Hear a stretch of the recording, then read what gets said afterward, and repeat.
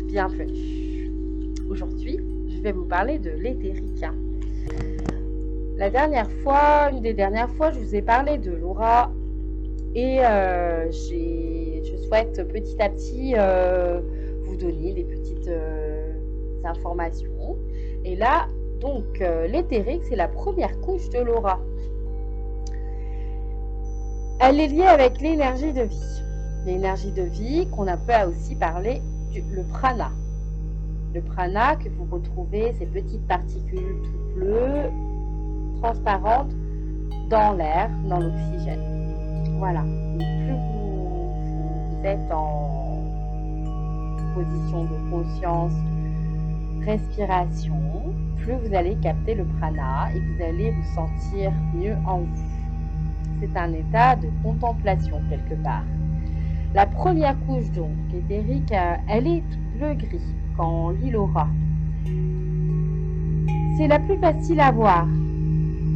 Certains vont dire quand l'aura éthérique est pas en bonne santé, donc en bonne vibration, elle va être déséquilibrée. J'aime pas trop ce terme déséquilibré parce que on est toujours dans la vie en équilibre ou déséquilibre d'un côté ou à un autre. Donc lire l'aura, c'est d'actualité pour toute la vie parce que notre aura change au quotidien.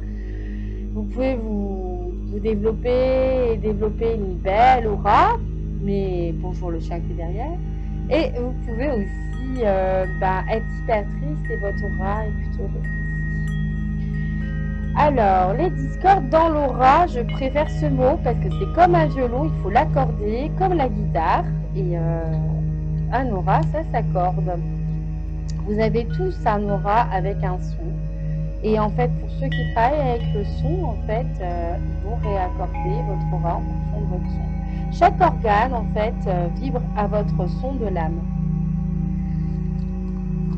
Les organes, en fait, souvent peut être en gris sur l'aura. Ça veut dire qu'en fait, il y a peut-être une mauvaise circulation de l'énergie. Donc, je ne vais pas parler que l'organe va mal parce que je ne suis pas médecin. Je vais plutôt parler, tiens, il y a un déséquilibre quelque part. Donc, c'est un problème de défaillance. On peut voir aussi sur l'aura, je voulais vous en parler.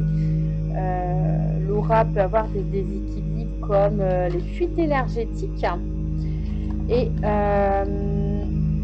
coup, les fuites énergétiques, elles sont liées soit à un problème émotionnel, soit à un problème où vous avez eu un accident et donc du coup, il y a une fuite qui apparaît. Et la fuite énergétique, elle va se présenter comme ça. Ça peut être par exemple au pied. Vous verrez des petits flamants ici. Voilà. Ou ça peut être aussi, j'ai fait des petits, comme je dessine, je fais des petites notes. Je sais plus où je mets mes notes. Voilà, c'est derrière. Et du coup, là, vous voyez, au niveau de l'épaule, il y a une fuite énergétique. Ça peut être au niveau du bassin, au coude, à la main, au poignet. Voilà, donc tout ça, ça va être généralement une perte d'énergie et un travail à faire pour rassembler l'énergie pour qu'elle fonctionne de façon harmonieuse. C'est le mot. Vous avez aussi les formes pensées qui sont toxiques. Alors, qu'est-ce qu'une forme pensée? Une forme pensée, c'est en fait lié en fait à un problème. Par exemple, en fait, aujourd'hui, vous êtes en recherche d'un emploi et ça vous travaille. Donc, on verra une forme pensée apparaître dans votre aura si vraiment c'est présent et elle sera plutôt grise. Et puis, on pourra avoir des petits bonhommes, comme je vous ai dit la dernière fois, dans vos formes pensées. Et puis, ça va se lisser, par exemple, à l'épaule. Ça va se lisser au niveau par exemple, de votre rate, de votre foie ou de votre pied, par exemple, si vous avez du mal à avancer côté pied droit. Enfin, ça, c'est encore un autre... on pourra retravailler sur les pensées qui sont toxiques. Et donc, elles sont plutôt grises et elles vont se tisser comme une toile d'araignée sur une partie de votre corps. Et là, ça va être intéressant de regarder pourquoi, en fait, il y a ce forme de pensée qui existe. Qu'est-ce qu'elle est en train de dire, cette forme de pensée? Qu'est-ce que vous êtes en train de dire avec votre âme de justement ce que vous vivez? Et donc, on va s'intéresser justement à vos émotions. Ça, c'est aussi pour ça que je parle des émotions actuelles dans mes vidéos, parce que les émotions, ça fait partie de la vie. Et quelqu'un qui est humain va toujours avoir des émotions. C'est pas, c'est normal, c'est la vie. Donc, voilà. Donc ça, c'est la forme de pensée toxique. Et je voulais aussi vous parler des nœuds qui s'en mêlent dans votre corps, des nœuds énergétiques. Et ça peut être des sortes de... Vous voyez un lacet où il y a plein de nœuds, il faut détisser comme le tricot qu'il faut tout détisser. Et des fois, il arrive que sur les chakras, il y a des nœuds, sur le corps, il y a des nœuds et on ne comprend pas pourquoi ça existe. Pourquoi en fait c'est là.